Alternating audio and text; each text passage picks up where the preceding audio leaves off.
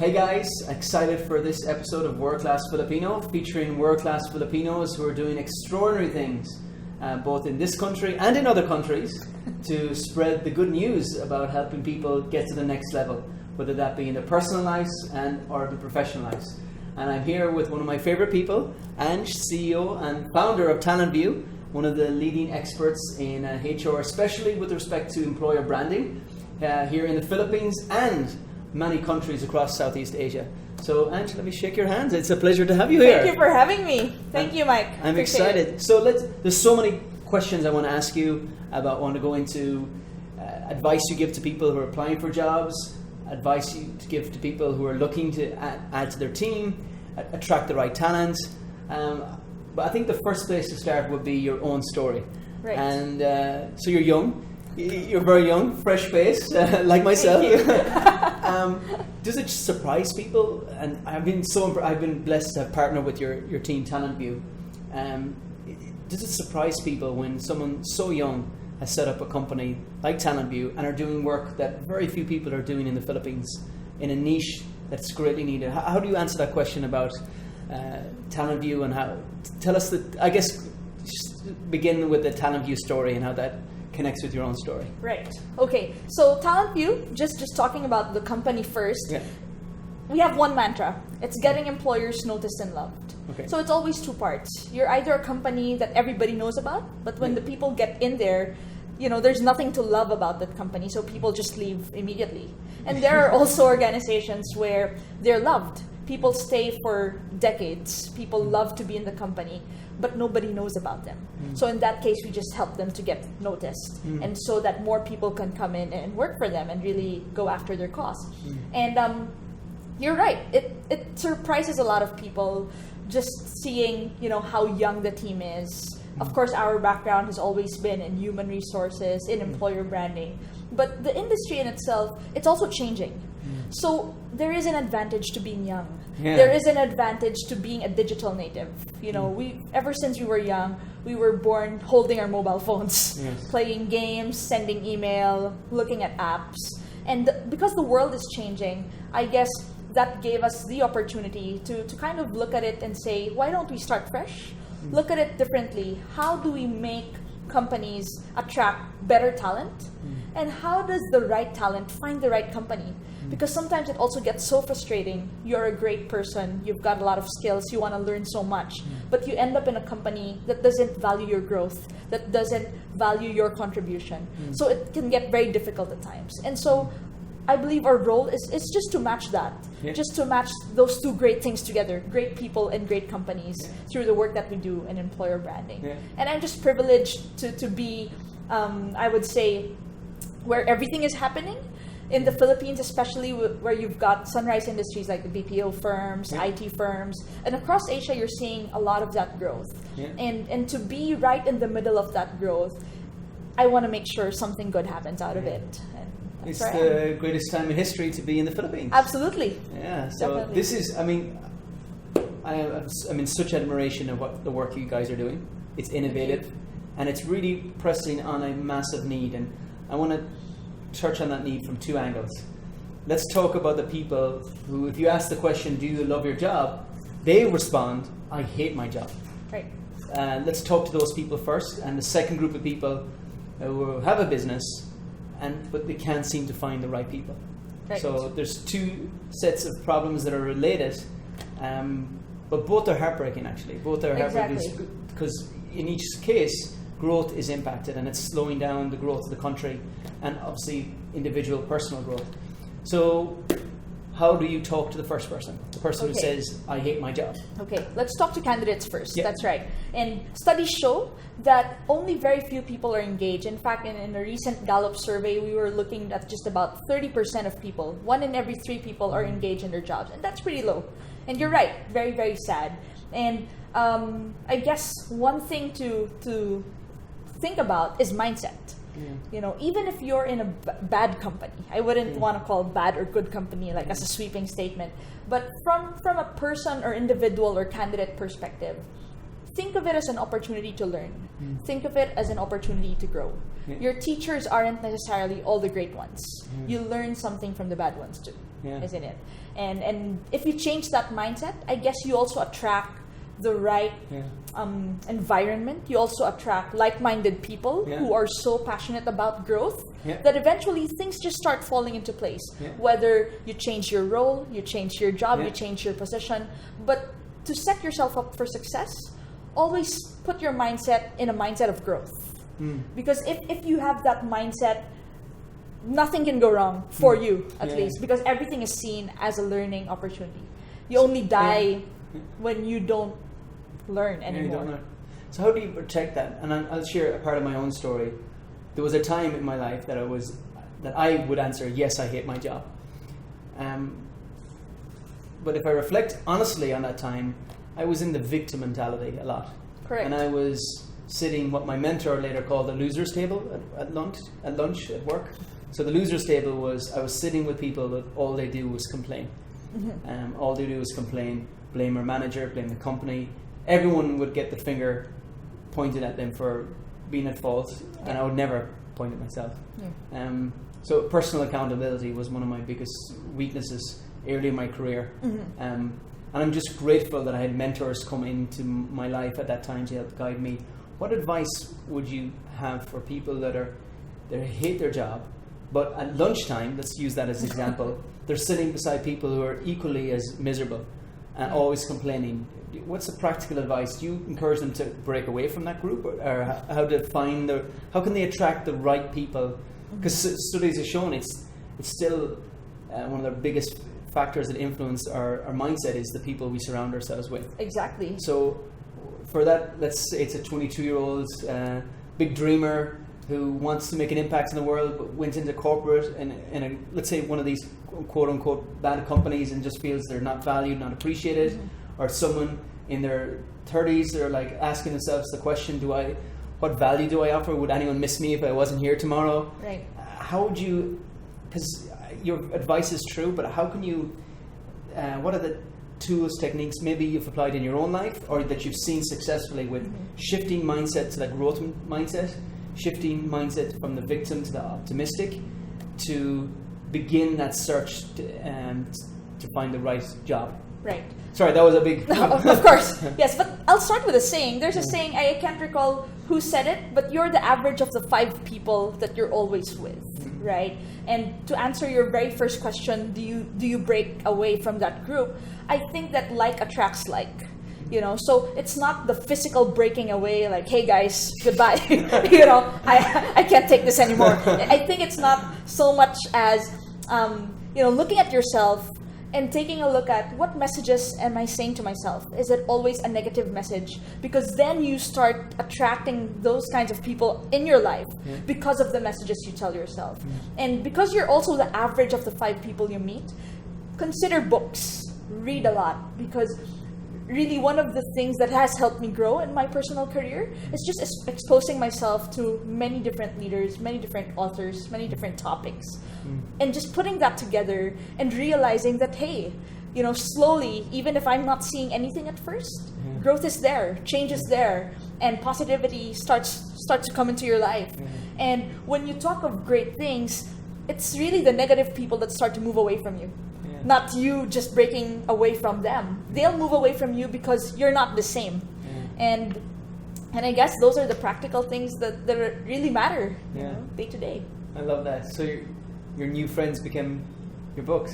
Yes, well, that's one. And then slowly you get to see that more people that are like the way you think, the way you talk, start attracting themselves to you as well. So you're like a magnet too.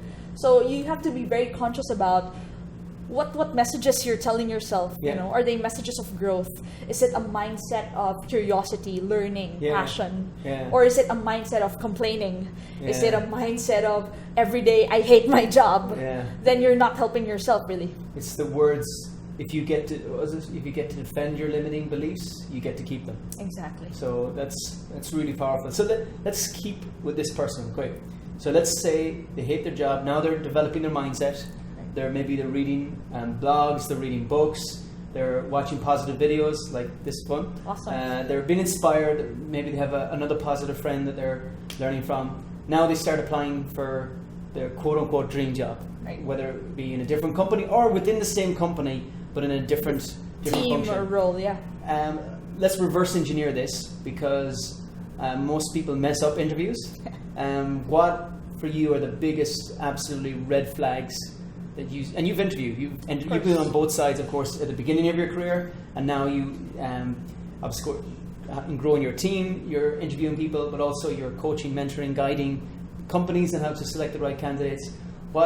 Let's start reverse engineering this. What are the biggest mistakes people make, and how can they avoid those mistakes?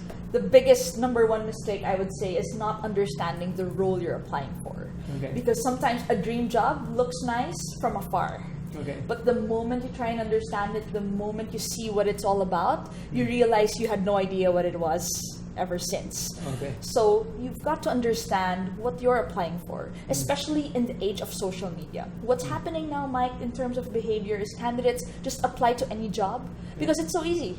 I go online, I go on Facebook, I go on LinkedIn, I go on every site, and somebody's trying to offer me a job. Yeah. And my typical tendency as a candidate would just be click on those buttons, apply, apply, apply. Yeah. And when the company calls me and they say, oh, I'm from this company, oh, what role did I apply for again? Or what job was that I applied for again? They totally don't know. And that already turns a company off. Because you're somebody who hasn't made an effort to try and understand what the job was all about. Yeah. So understand the job, not just for them, not just for the company, but for you. Because you don't want to have that disconnect where you thought it was great, but when you come into the company, you come into the role, this is not what I signed up for. Yeah. And then you start that cycle again of complaining and being negative. Yeah. So understand the role very well. And then the second would be look to your own strengths. Yeah. Look to the things that you honestly do well. Not from a point of arrogance, but from a point of, why don't I ask my friends? Why don't I ask my colleagues? What do they come to me for? Do they come to me to check details? Am I really good at checking all these small things and making sure that they're correct? Do they come to me for my leadership? Do they come to me because I can talk to people well? Yeah. So what are these strengths? Make an inventory. In the same way that every company has an inventory. How many stocks do I have of this item? How many stocks do I have of this other item? Do we even stop and make a reflection and say... Self-awareness. Yes, exactly. What strengths do I have? And on the other hand, what weaknesses do I have as well? Yeah. And so when you come into an application, meet the company for the very first time, it's always two-way. They sell their company and you sell yourself. Yeah.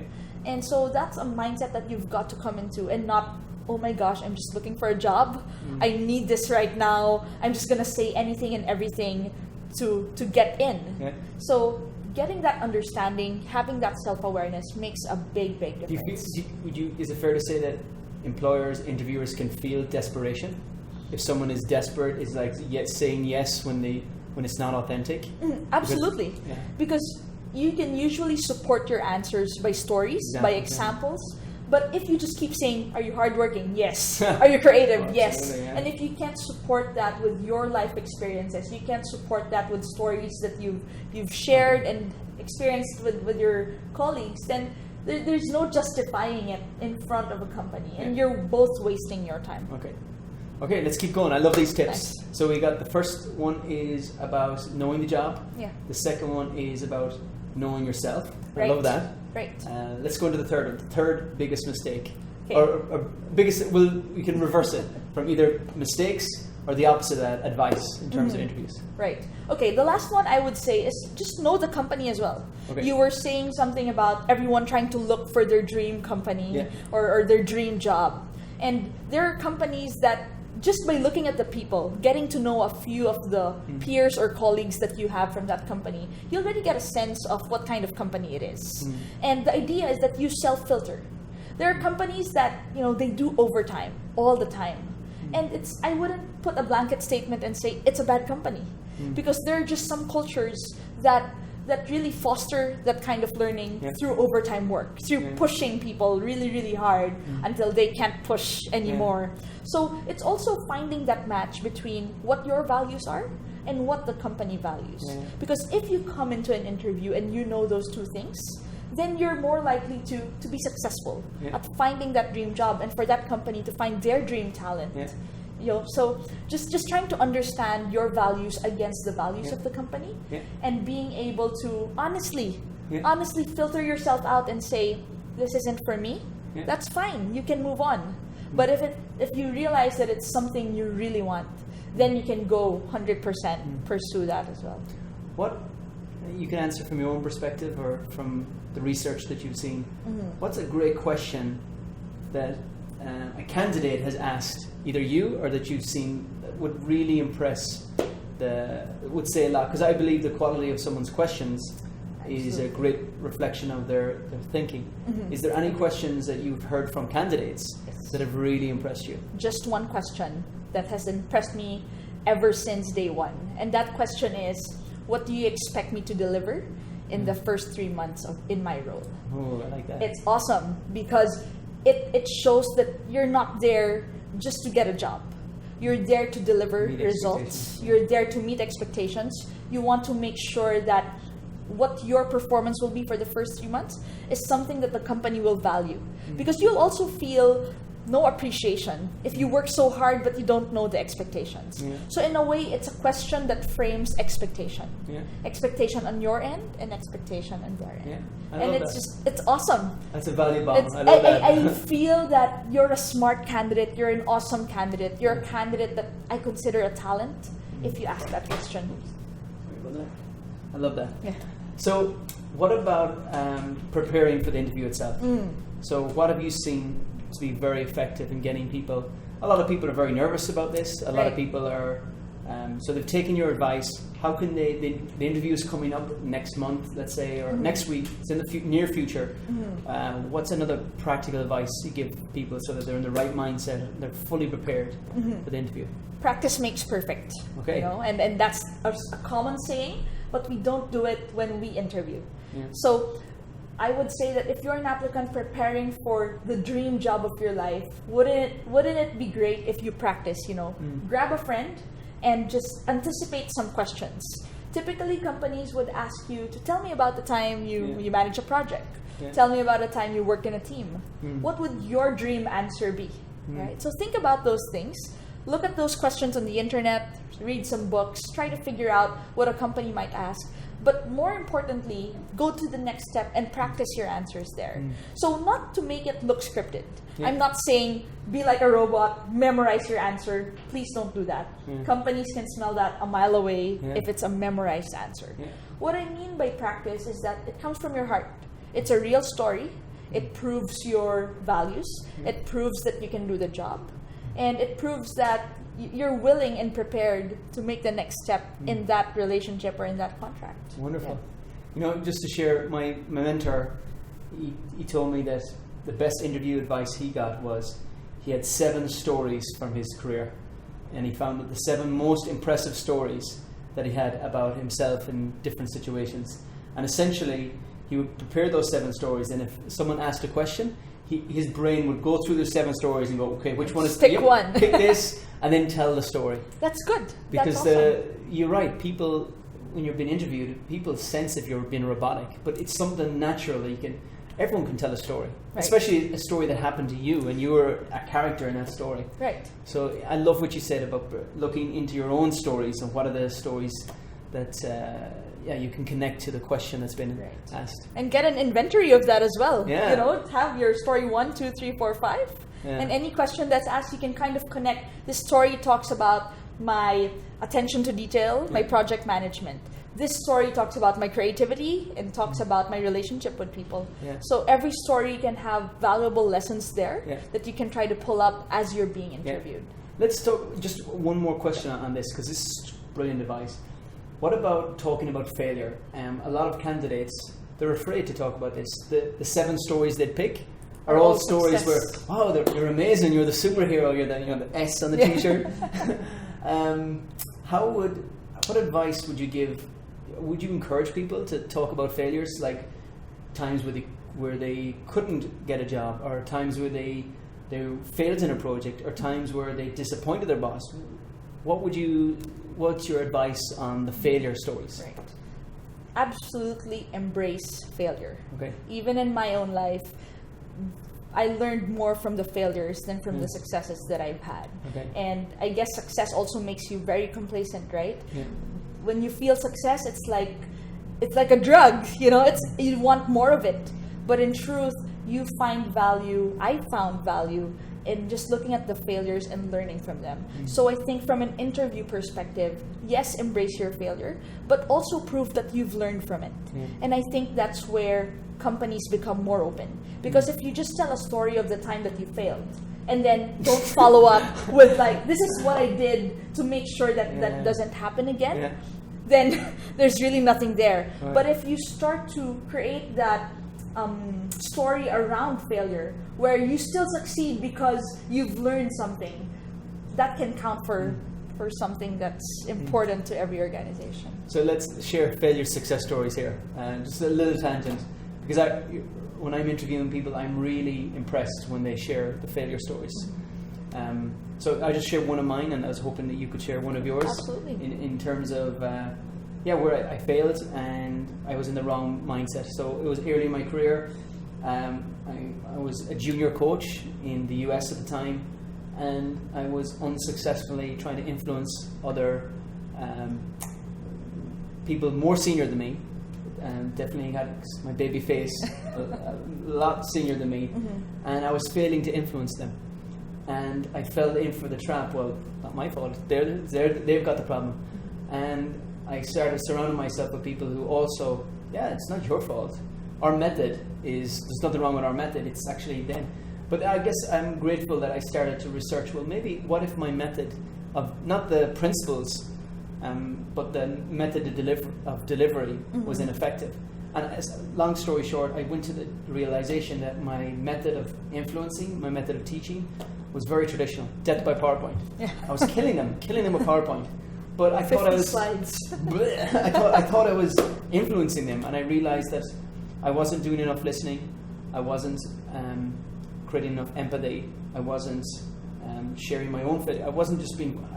I forgot the human side of this work. Whatever you want to influence other people, I forgot the human side. So once I developed more positive relationships with the managers, empathize more, and listen more, it opened up the doors of influence. So that was a game-changing failure in my career that allowed me to realize, wait a second, it's never the bad student, only bad teacher.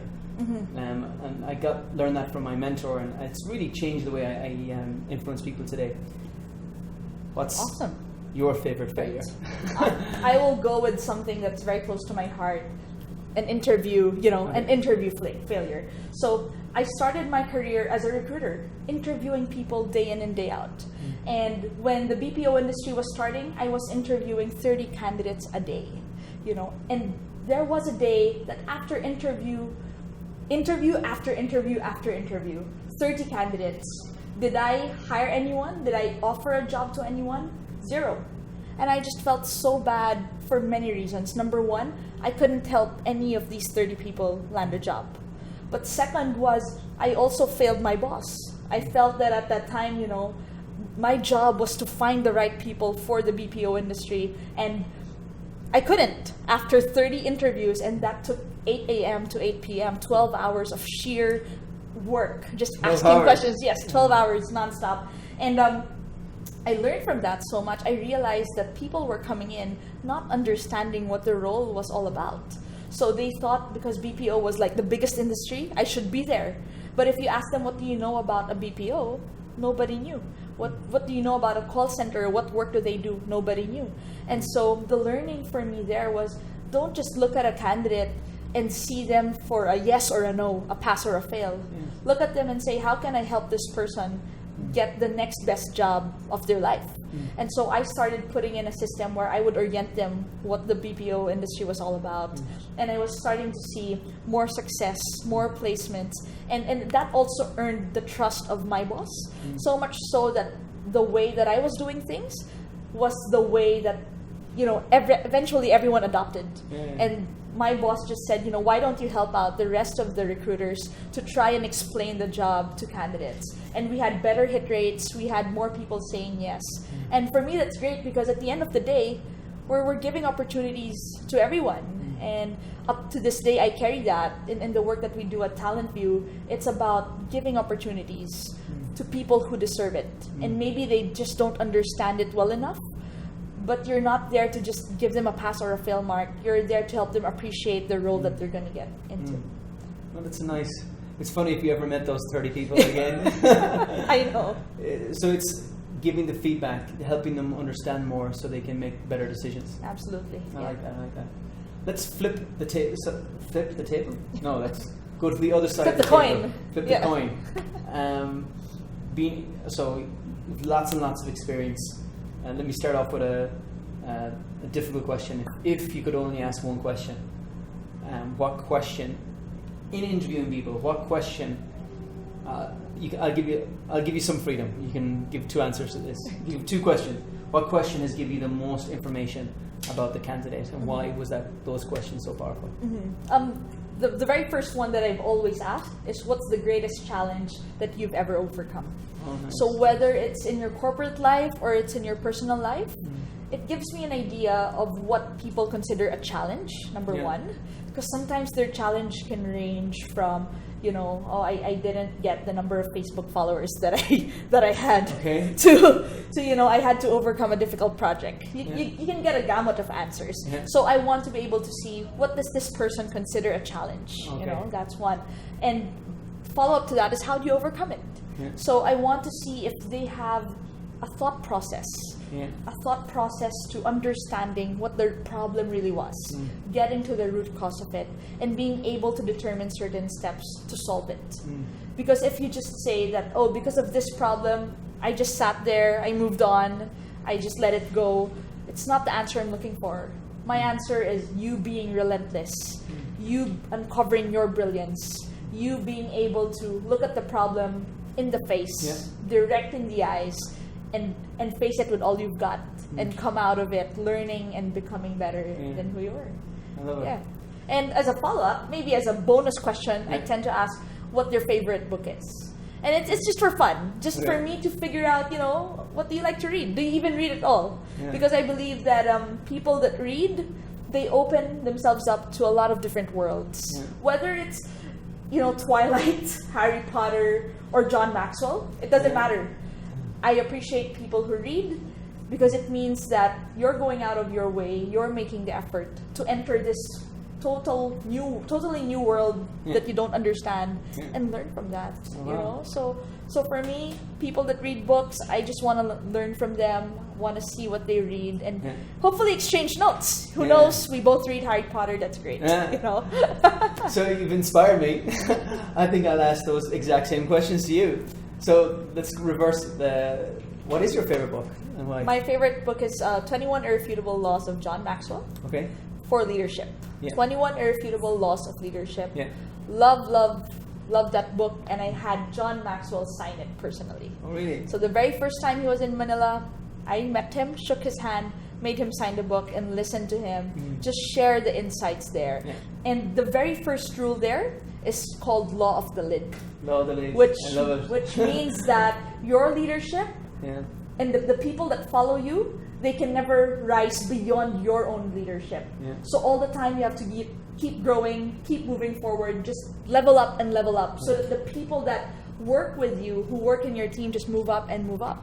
Or else if you're there, the moment that they surpass you, they're gone, because they're not learning, they're not growing with you. So I carry that with me wherever I go. Oh, fantastic. Challenge. What is the biggest challenge? You selected these questions. Of course. What is the biggest challenge of your career, and how did you overcome it? I think, challenge is, I'd say present tense, it's now. The challenge of being in an employer branding firm, in a sea of digital media, in a sea of companies wanting to get noticed, wanting to get loved. And for us, it's a constant battle with changing HR mindsets. Their mindset is, and typically, I'm not saying this for everyone, but we still encounter people that say they're looking for a job, let them wait. I don't feel the need to be urgent about it. I don't feel the need to sell my company. The people out there, they're the ones looking for a job. Let them apply to us. And that mindset is an old mindset. Yeah. That's a trash mindset. You've really got to throw it away. And the reason for that is we're marketing more. As companies, we're marketing more to our candidates than they're marketing to us. Yeah. You know, we're selling the idea that this is the next best place for them. We can help them grow. We can help them learn. We can help them acquire new skills. And we can't have that mindset that we just let them wait, because it's a war for talent. Everyone is looking for the best people. And if you want to attract the best people, law of the lid, you've got to be better than who you were also before. So for us, it's changing mindsets every day, not giving up.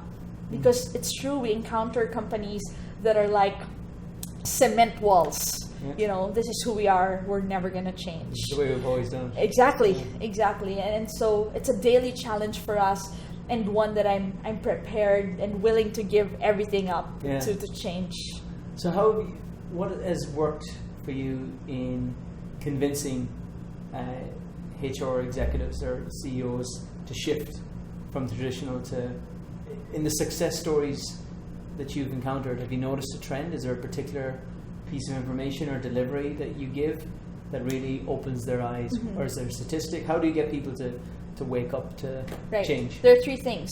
Three things that we tell them that are changing in the talent landscape: marketing shift, demographic shift, and technological shift. Okay. So marketing shift is what I said earlier. We're marketing more to candidates than they're marketing to us. Yeah. And you really see this in the way that, you know, you would invite them for an interview, and sometimes candidates just don't show up.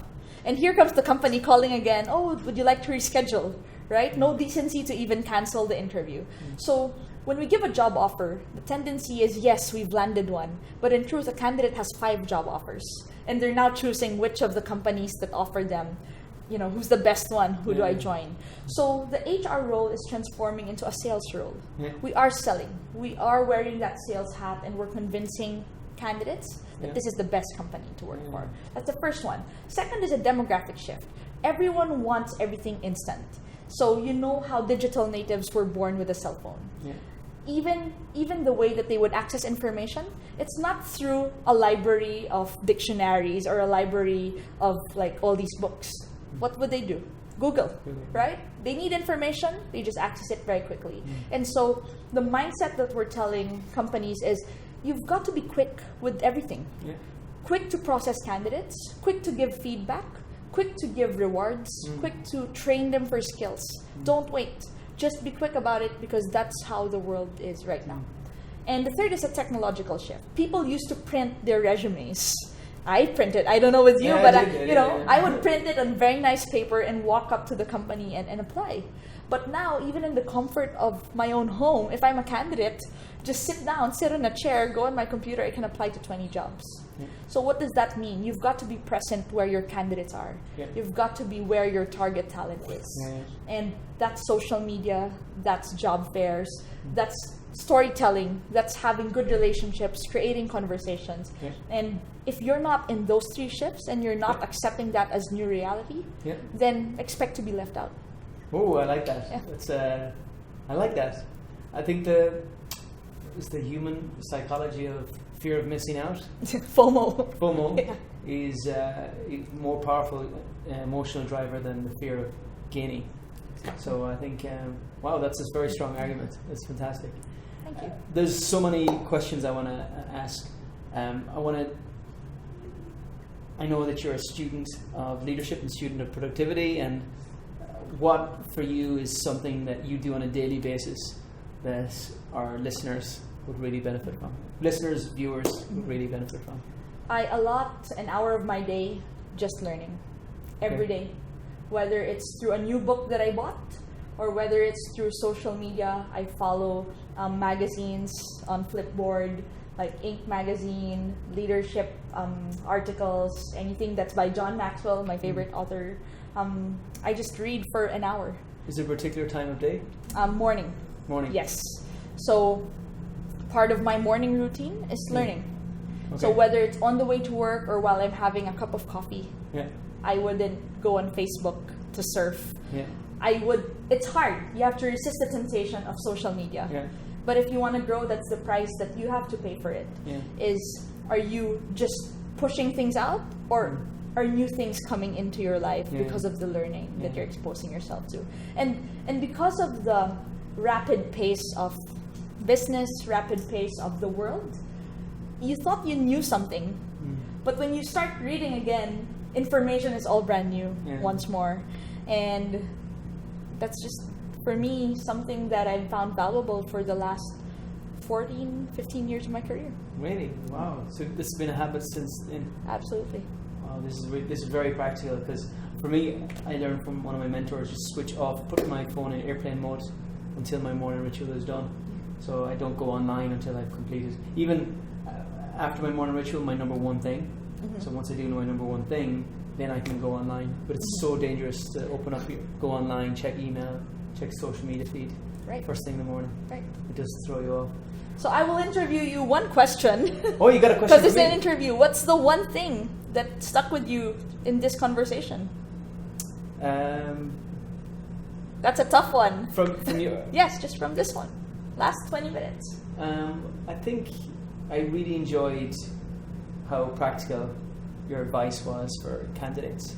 Cool. In terms of the three things. I love the way that your mind is, you're delivering answers based on three things. Here's the three. What impresses me, because if you give the 7 things, we're more likely to forget. Right. And focus on what's the 3 most important things you need to do in this interview, prepare for the interview. I love the idea of rehearsing with your friends. Right. Because too many people are too nervous and too unauthentic. And I think that was it did make me smile, that question about your biggest challenge and how do you overcome it. And then the flip side of that, the other question, 3 months, what's your expectations of me for the next 3 months? And I think that's one of my favorites, because that's a question that people can ask straight away, and I really am impressed, because I'm really disappointed when I hear weak questions. Right. The weak questions like, how much do we get paid? When is overtime? Exactly. The questions that are not Exactly. appropriate for the first. Actually, can we talk about that? What are the non-appropriate? Actually, let's do both. This is kind of fun. One of the questions a candidate should never ask on both sides. They should just never. That's totally bad impressions on both sides. Okay, so let's go candidates first. Yeah, candidates first. Should never ask these questions. And please weigh in, because I think No, you know. I think you know. Well. So I think first thing is, candidates shouldn't ask, what's your culture like?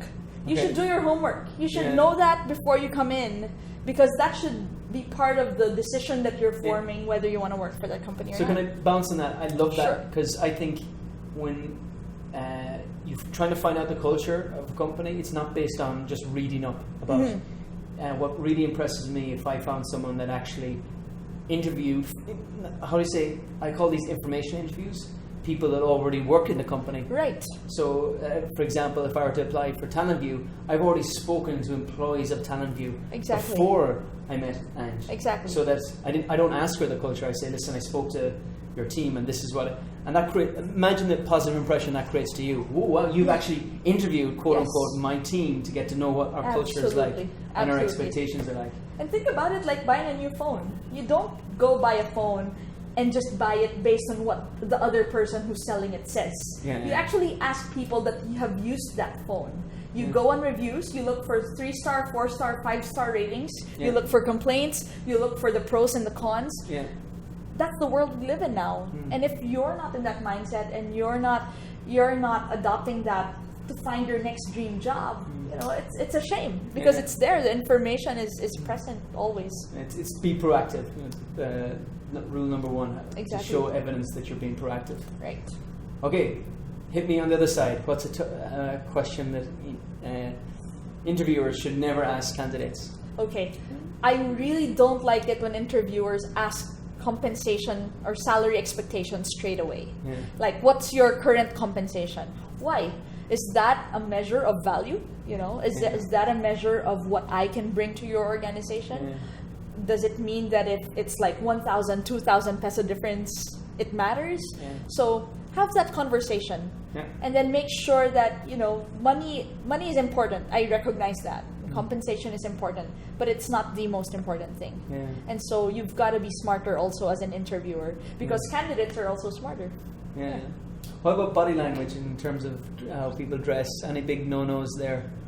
Okay, on the candidate side, I mean, it's still you applying for the company. Yeah. Better to be overdressed than underdressed. You know, I've Yeah. seen candidates come in shorts and I just want to cry right on the spot. Like, you're just going to go to a mall and you just happen to find a company to apply for. So I'm like, show up on time, be prepared, be practiced, sleep well the day before, make sure you smell great, make sure you've thought about how to get to that place so that you're not late, you know, because you are a candidate and you want to be in your dream company, right? So make a good impression and make sure it's a true one, I would say. This is good. Yeah. This is really very practical. Yes. I hope people are taking notes of this. And then I guess it's the same also the other way around, Mike. Yeah. You know, from a company perspective, be real. Yeah. Don't sell something to the candidate that you know full well when they come in it's not true. Yeah. Because in the same way that a candidate will often present themselves positively, a recruiter may tend to do that, or an interviewer may tend to do that also. Yes, we have a great company. Yes, it's so much fun. Yes, it's really fun here. It's great. But when they come in, it's not. So I think that people will respect you more if you paint an honest picture of your company. Yeah. It is fun here. We're a great environment, but it's also a lot of hard work. Yeah. And you have to fight for your place in the organization because we're a lean organization. And the more you're honest, two ways, it just works. Before we move on, change topics, because I do want to talk about the Philippines and a bit about your own journey as a leader. We talked a lot about hiring, finding the right people. What about the opposite? Getting the wrong people out of the organization, which is a conversation people are afraid to have, are running away from difficult conversations. So I'll be direct and ask bizarre, but what's the best way to fire someone? The best way to get the wrong person out of your organization, out of your team? I think coaching has a lot to do with it. Number one is if you acquire talent, meaning bring them into the company, you better make sure that there's someone you want to take a chance on. Don't just take somebody because you need to fill a role also as an interviewer. So assuming that you've placed that person in and then you realize that this person, no matter what I've done, is not fit for the role, the next best thing is look for another role where that person might fit. Different seat. Yes, maybe your skills, I thought they were for customer service, but they're actually for finance or they're actually for sales. So why don't you try this out and let's see again if this is something that works for you. But if you find that, you know, no matter what, it's really not a good fit, I say that coaching is important because you need to make the candidate realize that he is also better off elsewhere, where he can use his passions and his skills and his interests in a different company. Because you have to always create a win-win situation for the both of you. And it's just like a relationship, right? So if it's not working out, you don't give a piece of paper and say you're gone. You sit down, you talk, you explain, and you come out of it winning together. Because so many people, and I reflect on myself here, don't have the courage to have these conversations. Right. I'm being direct here. Completely agree. Because I see it within myself, not having the courage, avoiding fear of being, because it's a direct, if you have the wrong person on your team, it's a direct reflection on you. You're the one to hire them. Right. And you try to hide that failure, if you will.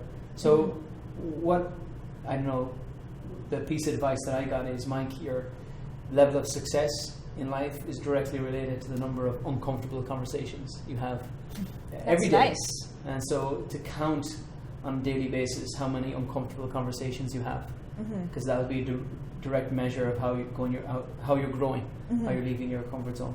Have you what's your experience with uncomfortable conversations? A lot of uncomfortable situations, I would say. But you're right. You know, that's how you grow, and that's how the other person grows. So again, going back to that, the uncomfortability comes from whether that person doesn't fit the role, doesn't have the skills to deliver the requirements of the role, or maybe does not fit the manager. Sometimes it's a fit between the leadership style of the boss and the person that's part of the team. So oftentimes we find success when we move people around to fit the leadership style of a manager. And the third is fit to the culture. You're not a bad person, and as a boss, you're also not a bad person. So candidate and boss both good. I love it. Yeah. But it's just that the culture, it doesn't fit, Yeah. you know. And again, you have to be courageous enough to accept that Yeah. and then move on. Or else both of you are going to be stuck in places that you don't want to be in. Yeah, it's a lose-lose situation. Exactly. Let's shift gears. Sure. I think we've about 10 minutes left in the interview, but I'd love to talk about ang Bangsamoro, the Philippines. Yeah. I know you're a proud Filipina. Of course. I know you have a lot of faith in your country and malaking kakayahan dito sa Pilipinas. What is your dream for this country? My dream is for us to have just one word, which is discipline. I see that when Filipinos, you know, you were talking about TalentView being a regional company, so we often find ourselves in different countries serving different clients across the world. And every time I see a Filipino, I know that they have adjusted to the ways of that country. You know, if you have to line up, they will line up. If you have to pay at this area, they will pay at this area. But when they come to the Philippines, when they are here, they feel like this is my country. I'm just gonna break the rules and do what I want. And discipline plays such an important role in anyone's success. You know, it's what you do on a daily basis that changes your life, whether positive or negative. And so I'd really like to see a Philippines where everyone is disciplined.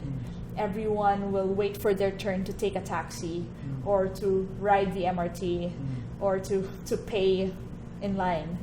And, you know, if we do that, it all starts with the people. So in the same way that we're teaching organizations, you know, to find the best talent, to find the best people, and it also starts with you, I think the Philippines is like that, where it starts with the people, everything else follows. And I just want to do that. Individual decision. Yeah. The personal decision. Was it walang disiplina, walang freedom? Yeah. Yes. Discipline equals freedom. Yes, right. I love this. What about the Filipinos out there, the young Filipinos, that their mindset is that there's no opportunities here in the Philippines, and their mindset, influenced by especially members of their family, that you can't become successful sa Pilipinas, that to become successful you must work in other countries. And I'm sure at some stage in your journey you heard that exact advice. Absolutely. How did you answer that question? How did you, because you're doing something amazing here, and it's one of the reasons I wanted to speak with you, and that you built your own company here, Filipino Talent. How do you talk to the person who doesn't see the opportunity? Okay, I just want to say I don't believe that at all. And the more that I work here and the more that we help organizations and we help people, you see that all the potential is actually in the Philippines. And you see that also just in metrics. Look at the GDPs worldwide. Philippines is always in the top 5, top 10. The Philippines is where all the opportunity is happening. Emerging markets are the place to be right now. And Philippines is one of the strongest emerging markets, you know, and then of course we want to sustain that. And so opportunity, I think it's not in the hands of your parents, it's not in the hands of just the country in general, but it's in your hands.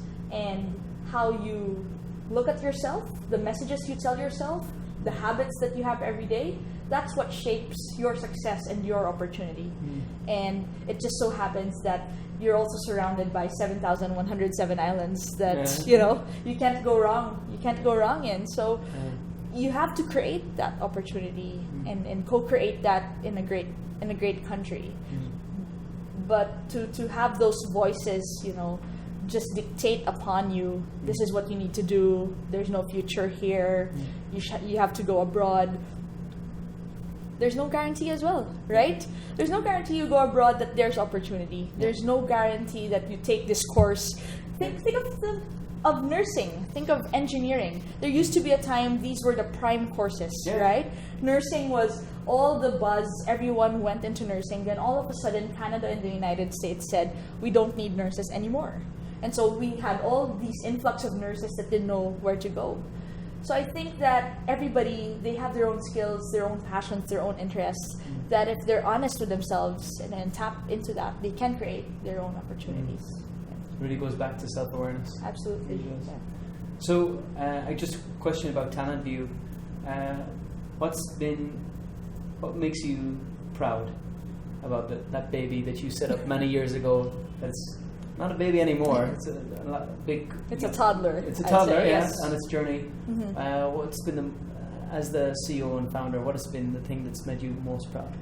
The proudest I've been, or at least what makes me most proud, is my team. And I always tell this to them and tell this to everybody, that our team is just a solid and great team, super talented, super dynamic, and people that are just going out of their way to make vision a reality, which is to elevate the standards of human capital in the region, in the Philippines and in ASEAN. And to be carrying that vision in your work, it just gives you the purpose and the drive that you need to make it happen. And more when HR leaders come up to us and say, you're really making a difference in employer branding. We recently won top 25 HR technology solution providers in Asia Pacific by the CIO magazine, and that's just such an achievement for us to have. We are also host to the Employer Branding Summit Asia, which all the HR leaders just love to come to and learn best practices about employer branding. And I have the entire TalentView team to credit for that. It's just amazing how 1 + 1 = 3. And oh, it's wonderful. It's awesome. So we're at the end, about 5 minutes left. Sure. And I was hoping the last 5 minutes could be boom, boom, boom, boom, rapid fire. This is wonderful. This is really fantastic. I've got a lot of wisdom in terms of the employer branding on both sides, almost like employee branding. No, we did a bit of employee branding. We did a bit of both. I wish I said that earlier. Employee branding, nice. So rapid fire. I just want to you to drop some more value bombs before we say goodbye. So first question. Make sure I've written out my details. There's a notebook. Yeah, my yellow notebook. What advice would you give your 21-year-old self? Just be brave. Just do everything that you think you're passionate about. Just do everything that you think is worth doing, and don't be afraid to fail, because those are the things that define you and make you successful down the line. No regrets. No regrets. Was there a moment that you came in your career that you came so close to quitting, but you didn't? What convinced you not to quit? What convinced me not to quit? So the answer is yes. I think every person has that at a point in their lives. But what convinced me not to quit was just also the fear of failing. I'd rather experience failure, at its finest, than experience failure knowing that I can never get up back again. So, it sounds so, what is it? Like it's a double-edged sword, Failure is there to put you down, but also to motivate you. When you think of the word successful, who do you think of? John Maxwell. And why? I just love how his outlook on leadership sets the tone for organizations, and just the way he speaks and shares his stories made a difference in my life. In terms of Filipino or Filipina, who has the Filipino or Filipina that has inspired you, whether it be present day or from history? Who is your Filipino hero? That's tough. I think I'll just go to home and say that my parents, because everything I learned in terms of work ethic, in terms of being able to look at failure and still move forward, I learned from my parents, and I'm grateful to them every day for that. Wonderful. What's an app that you have that you can't live without? Right now, honestly, it's Grab. Okay. It just takes me everywhere and anywhere through traffic, and I'm grateful. Despite what everyone says, everyone still takes Grab, and I'm no exception. If you were to, for tomorrow, if you were to get a message that would be read by millions of Filipinos, so I'm talking billboards, that a message that would be fit onto a billboard that would be read by millions of Filipinos, what would that billboard say? My message? Your message to millions of Filipinos. Embrace failure. Embrace failure. Learn from it and rise from it. What's your, maybe this is directly related, what's your favorite quote? Actually, my favorite quote is from Star Wars. Oh. From Yoda. Do or do not, there is no try. Okay. So this is connected because you mentioned your favorite book is 21 Irrefutable Laws of Leadership. Yeah. What about favorite video or documentary that inspired you? I'd have to go with David Attenborough's BBC. The Earth? Yes. Oh, I love it. Planet Earth. That's part of my advocacies. It is really, I'm a diver, so I would love, connected to the discipline that Filipinos should have. The fact that we are a 7,000 island country is to have that discipline towards environment. Yeah. Have a respect for it, and just recognize that we only have it once. Yeah. If we don't take care of it, it's gone. Yeah. Related question, your favorite place in the Philippines? Right now, it must be Coron, Palawan. Yes. Very famous in diving. Yes, absolutely. What breaks your heart? To see us not have our own self-awareness and discipline. Also as Filipinos? Yes, in general. Breaks my heart to see that there's so much potential, yet we're not looking inward and we aren't disciplined enough to pursue our goals and dreams. And so it takes much longer for us to succeed in the global arena. Yeah. Your advice, what advice do you think, we'll reverse this, if you were to meet your future self, that's the best version of her in 10 years from now, and you were to meet her, say on a beach, maybe in Cron, on the beach, she's looking at you, what advice do you think she would give you, the present day? And I think it'd be the same, well, I'll quote from an animated movie. I forget the title, but it's The Robinsons. Yeah. Just keep moving forward. Just keep moving forward. Keep moving forward. Just 3 words changes your life. It's from a cartoon. Yeah, I love that. Keep moving forward. 2 more questions. Sure. And the last one is just your favorite no. The thing that you have said no to that has helped you the most in your career or personal life. My favorite no drugs. No drugs. No drugs. 0 drugs. Okay. And then today, what you've mentioned before in terms of the habit of reading, learning every day. How, as executive, as a mentor, as a coach, a speaker, how do you free your mind? How do you protect yourself from overwork, which is something that affects a lot of high performers? How do you make time for and well, travel is one. Yeah. I love to travel. Just goes back to my diving as well. So it gives me that freedom to not think of anything, especially when you're underwater and you're visiting a new place. You're just learning about the country, about the new environment that you're in. So travel, exercise is so important as well. So also allotting schedules during the week to just be fit. Try to be fit. Yeah. Eat the right things and do the right things for your body. Because the more you're not sick, the better it is for you and everybody around you, right? And the third one, which has helped me so much, linked to self-awareness, is daily reflection. Just every day, at the end of the day, thinking about how the day went, what went right, what went wrong, and clearing your mind, letting go of everything, and knowing that you did your best for the day. You can sleep and move to the next day. Okay. So, final question. Sure. This has been, first of all, I want to thank you. Thank you. And to acknowledge you. I greatly appreciate the value you bring to the Philippines and Thank you. the greater region of Southeast Thank you. Asia. Thank you for advocating for the Philippines. That's an awesome thing to do, Mike. I am a better man because I'm here. That's the truth. This country has given me so much.